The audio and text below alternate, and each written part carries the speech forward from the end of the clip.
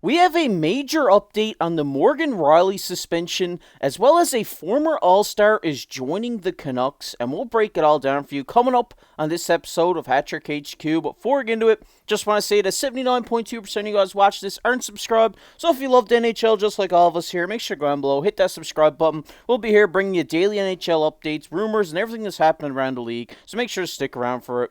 But we're going to get into the first topic of the video today, which is the Iron Man returning. And as we take a look here from the Vancouver Canucks on Twitter, they say this is from Patrick Alvin on Phil Kessel. He says, Phil has made his way to Vancouver and will be working out in Abbotsford this week. And as we take a look at Phil Kessel, obviously this guy, has been a great player in the NHL for a long time, holds the Iron Man streak, and just last season with Vegas, he did win the Stanley Cup, but he did have 36 points in 82 games, and obviously Phil has been a great player here in the NHL. One of my favorite personalities around hockey. I'm so excited to see him get back this season to work out in Abbotsford and see if he's a fit for this for this Vancouver Canucks team. I know a lot of Vancouver reporters were saying that he looked a little washed, is the word some people used, but he looked a little slow and out of place sometimes during his first Abbotsford practice. But this is a guy that hasn't played with an NHL team since last season. I know he was scratched a bunch in the playoffs, but overall, a guy that's a complete gamer. We've seen Phil so many times through his career just come in, a lot of people doubting him, and then just showing how good he can be. And I think he's going to be a really sneaky pickup for the Canucks if they do sign him. This is a guy that you can put in a pinch into your top six, your middle six, into the bottom line if you wanted to get more of a scoring output. He's not going to be the best defensive player for you, but this guy knows how to score goals. He knows how to put up assists. And the nice thing about this, too, is the head coach of the Canucks, Rick Tocchet, was actually a head coach for Phil when he played with Arizona, and he was the assistant coach during two Stanley Cup wins with Pittsburgh as well. So Tocchet knows Phil. I know he went to bat for him during the All-Star game. Phil was hanging around with a lot of the guys, and he talked him up and just said this guy looks like he can still play, and he's a great fit for a lot of teams. So I guess Patrick Alvin heard this, seen it, made the call, and it seems like Phil is trending in the direction of signing with Vancouver. Yeah, I love this. I'm a big Phil guy. Such a great goal scorer, a great veteran, a great leader to have in this Vancouver locker room that, are going to fight for a Stanley Cup this year. Phil won it last year. He knows what it does. He's won it multiple times, and he knows what it takes during the playoffs to, get through those 4 rounds and win a Stanley Cup, and I'm really excited. I really hope that he does sign here in Vancouver. And as we take a look at their depth here now, they are pretty chalked through the right wing position, which is where Phil usually plays. So he is a right-handed shot. Maybe you try him out here on this left wing. He'd be on his 1T side here, and I think he could pot a few goals here on this bottom six for Vancouver, and I think it could really help this team offensively throughout the lineup. Yeah, the big thing with Vancouver is every line has looked good for them so far. I know they strung together a couple losses coming to the All-Star break, but the big thing is this is the best team in Canada. Sorry, Oilers fans. I know you already hate me, but let's be real here. The Canucks have been dominant all year. They've looked outstanding. They've went out and batted for this team. You've seen them go out and get Elias Lindholm, Nikita Sidorov, and there's reports coming out that they look like they're still looking at Chris Tanev. So this team is going to be kind of just overloaded at a lot of positions. But Phil's a guy that I could definitely see getting signed, signing him maybe a PTO first, getting himself into the NHL, and then use him as a veteran piece due to just say a guy goes down with an injury, if things start to fall apart. It's a long season. There's still, I believe, 28 games left for Vancouver. So getting him in and then maybe use him in the playoffs is the perfect and ideal fit for him, in my opinion. Yeah, I definitely have to agree with you. I do think if we see him signed here, I think he will sign a PTO with Abbotsford just to get in a few games and test it out, see if he's NHL ready, and we pop a few goals down in the AHL and then come up in the NHL, try him out in the bottom six, and if he starts potting goals, starts putting some points on the board, maybe he slots up throughout this lineup. And like you said, in a pinch, you could put this guy in your top six, and he's going to be great there. He's done it in his career multiple times, and I'm really excited that Phil the Thrill is back, the Iron Man's back, and I'm really excited that Phil, is back in the hockey world, and hopefully we get to see him in Vancouver this season. But we're going to get into our second topic video here, which which is major update on the Rielly suspension. And as we take a look here from Kevin Weeks, this was yesterday. He told that Maple Leafs Morgan Rielly will receive a 5-game suspension, and just today news broke that from Chris Johnson that Morgan Rielly will be filing an appeal to the NHL Commissioner Gary Bettman on his 5-game suspension. Mark, obviously, this was something that happened, a couple games ago. I think, Morgan Rielly had the cross-checking incident after an empty net goal, and, he got suspended for 5 games, and I think an appeal here is just a great idea from the Maple Leafs camp.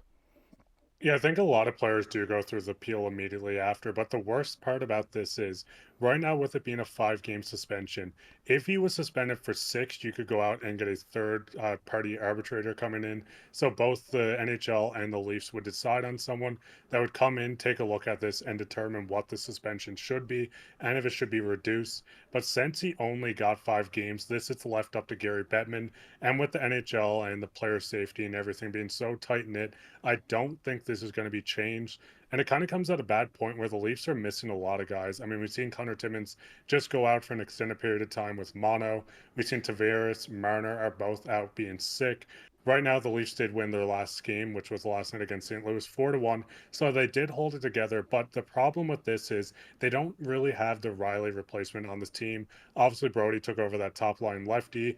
Yeah, he does. Top pairing lefty. He does look good. Obviously, you have guys like McCabe, Liljegren. These guys can step up.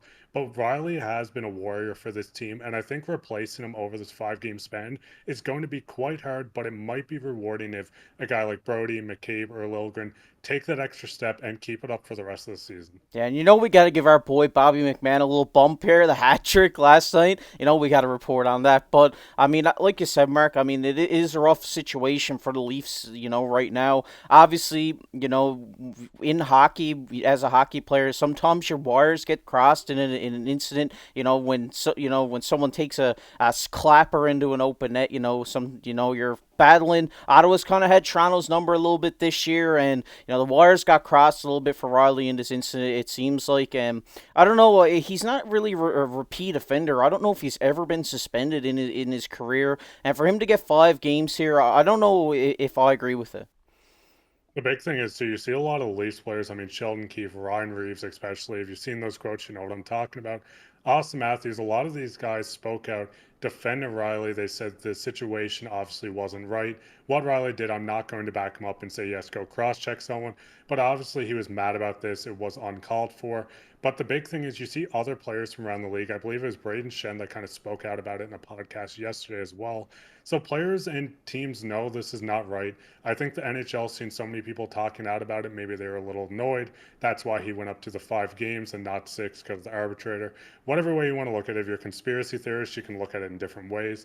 But I do think 5 games was a decent bit. I mean, right now we're 1 game into this, so it's only 4 more games. And I do think the Leafs are going to hold down during this span. Yeah, and like you said, I'm not saying that, cross-checking someone in the face is right here, but, I mean, it is a lot of games here, especially for Maple Leafs, where they kind of need to string a few wins together to get themselves higher up in this division standings, and, I mean, it's just a bad situation, obviously. Like I said, your wires get crossed a little bit. I'm sure it wasn't really intent or malice for him to kind of, go out and just cross-check him in the face. It kind of looked like he tried to just give him a push and kind of rode up a little bit on him and got him in the face. Obviously, it's just an unfortunate situation that happens in hockey, and obviously a suspension is warranted, and we'll have to see what Gary Bettman has to say about it all. But Mark, do you think, like you said earlier, you don't really think that this will be reduced, but what do you think will happen here if it is reduced?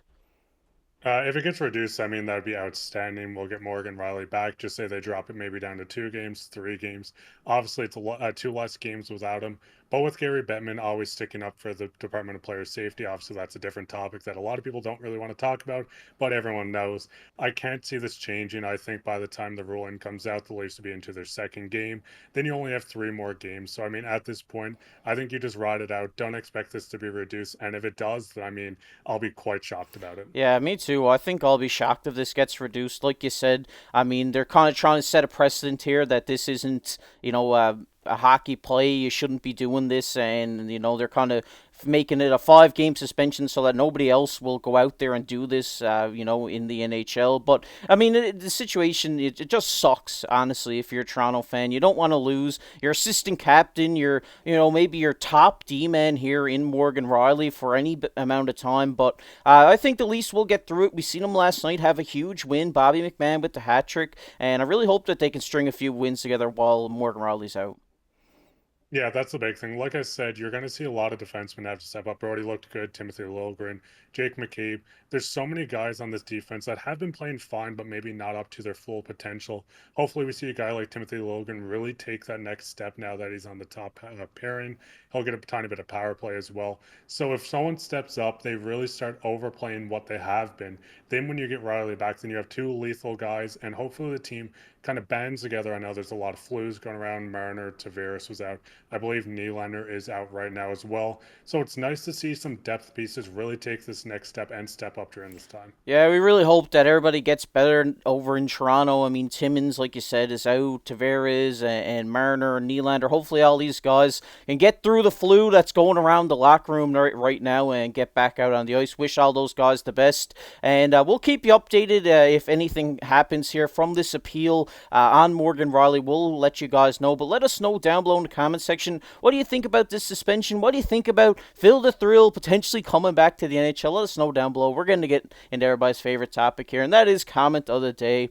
And the comment of the day today goes to Toronto Maple Leafs fan 3540. He says, I love your content, guys. Keep up the good work. Shout out to you. Really appreciate your support here on the channel. We try our best to put out some good content here to you guys, and really appreciate seeing all your guys' support down in the comment section. If you enjoyed this video, make sure to go down below, hit that like button, hit that subscribe button. We're on the road for 3,000 subscribers. If you're not subscribed already, make sure to go down below, hit that subscribe button. We really appreciate it. And if you enjoy the NHL, make sure to check out this video we did yesterday on Jacob Markstrom potentially being traded. Let us know down below. That this video sent you there. We'd really appreciate it. But I've been your host KC, alongside my co-host Mark Pye. Keep your stick on the ice.